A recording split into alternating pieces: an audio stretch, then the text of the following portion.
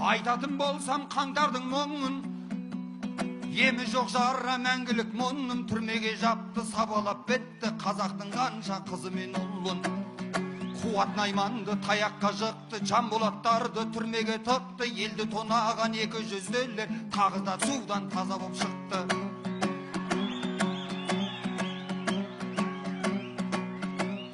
Тоқайып бәрін ұғамын деді, жаңа Қазақстан құрамын деді. Байлықтың бәрін елге қайтарып, қазақтың бақты қыламын деді.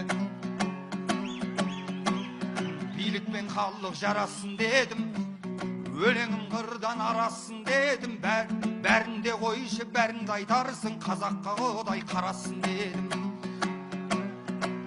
Өзімнің сырым өзіме мәлім, жауабым болсын сөзіңе жалын. Қаңтарда мен де қалада жүрдім, көзіммен осының көріп, көзіммен бәрін.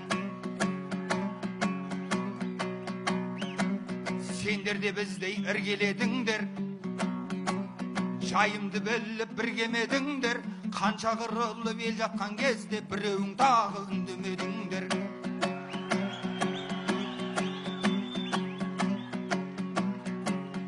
Осылай сөйлеп ақынымызға таң қалсын сөздің татымы бізді.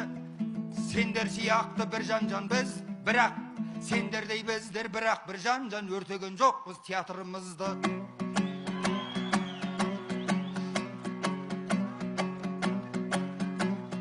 Көңілді жөнбе қайтару болса, жарасар сөзде қайтарым болса, мақсатың бізді тойтару болса, қаңтардың жайын саған берейін, шаман кетсе егер айтарың болса.